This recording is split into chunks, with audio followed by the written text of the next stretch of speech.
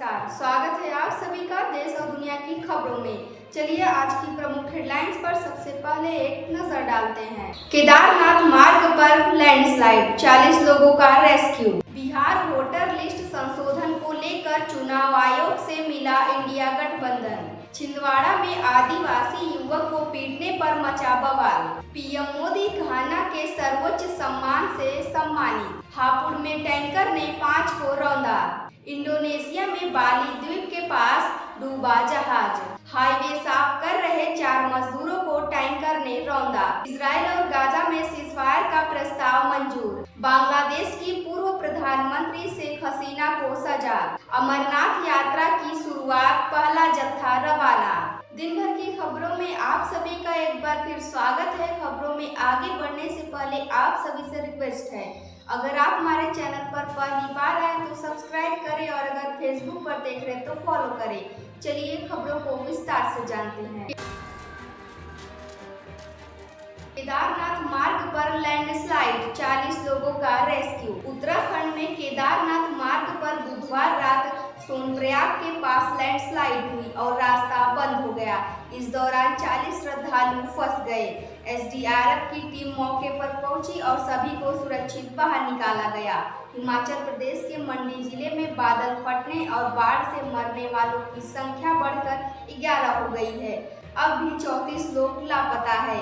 बुधवार को 6 के 100 मिले। खराब मौसम के चलते राहत कार्य में दिक्कत आ रही है, क्योंकि मौसम विभाग ने कई जिलों में बाढ़ का अलर्ट जारी किया है।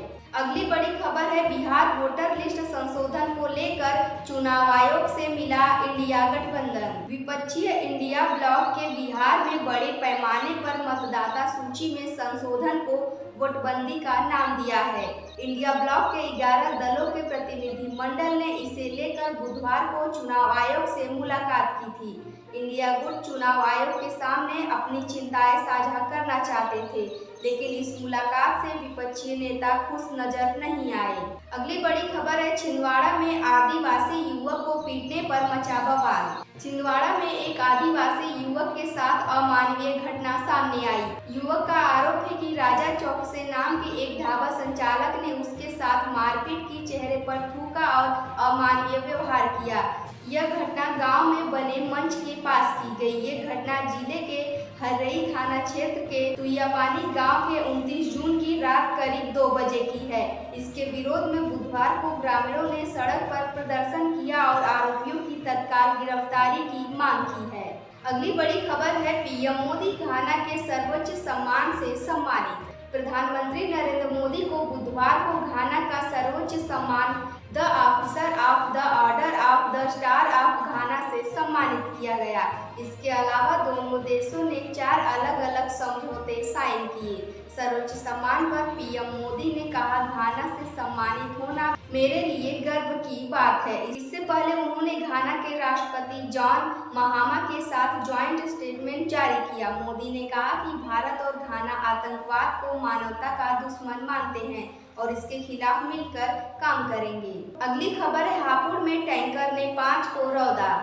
यूपी के हापुड़ में बेकाबू टैंकर ने एक बाइक सवार 5 लोगों को कुचल दिया। सभी की मौके पर ही मौत हो गई। मरने वालों में पिता, 2 बेटियां और एक भतीजा शामिल है। सभी बुधवार रात स्विमिंग पूल से नहाकर घर लौट रहे थे। हाफिजपुर में रॉन्ग साइड से आ रहे टैंकर ने बाइक को सामने से टक्कर मार दी।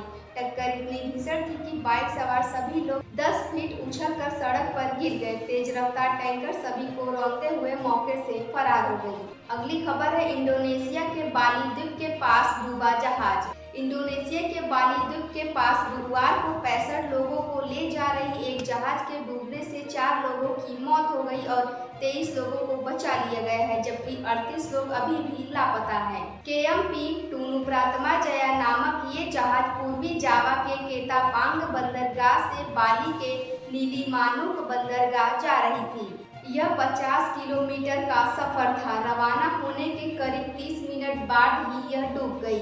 जहाज पर करीब 53 यात्री और 12 चालक दल के सदस्य सवार थे। साथ ही 22 वाहन भी थे, जिसमें कई ट्रक भी शामिल थे। अगली खबर है, हाईवे साफ कर रहे 4 मजदूरों को टैंकर ने रौंदा। आगरा दिल्ली हाईवे पर बुधवार को कंटेनर ने 4 मजदूरों को रौंद दिया। हादसे के समय मजदूर सड़क की सफाई कर रहे थे, तभी पीछे से आई तेज रफ्तार कंटेनर NHI के वाहन से टकरा गई। इसके बाद लोगों को रौंदते हुए डिवाइडर से जा टकराया। हादसे के बाद हाईवे पर चीख पुकार मच गई। कंटेनर की टक्कर के बाद लोग खून से लथपथ इधर उधर पड़े थे। सभी मजदूरों के चीखने की आवाज सुनकर लोग दौड़े।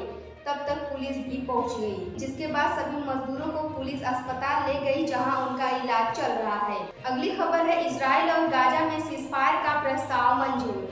इजराइल ने बुधवार को गाजा में हमास के साथ युद्ध विराम प्रस्ताव को मंजूरी दे दी है।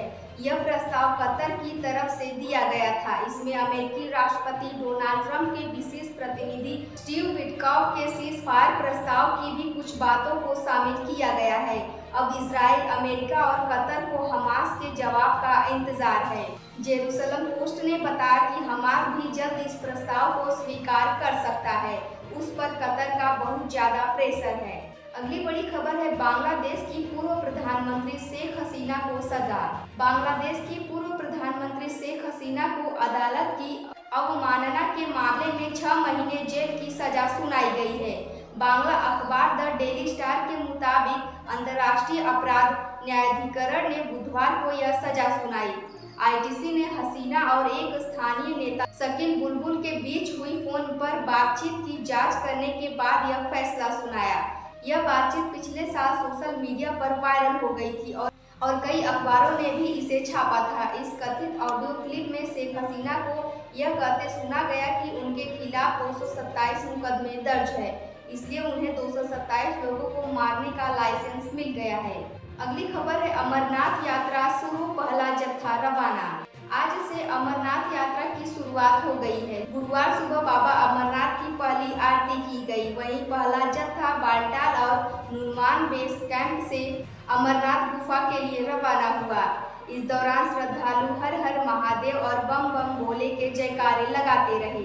बुधवार को पहला जत्था 5892 श्रद्धालुओं का जम्मू के भगवती नगर कैंप से उपराज्यपाल मनोज सिन्हा ने रवाना किया था। ये लोग दोपहर में कश्मीर पहुंचे, जहां प्रशासन और स्थानीय लोगों ने उनका स्वागत किया। आज की खबरों में इतना ही। कल फिर मिलते हैं नई देश और दुनिया की खबरों के साथ। आप सभी को शुभ संध्या।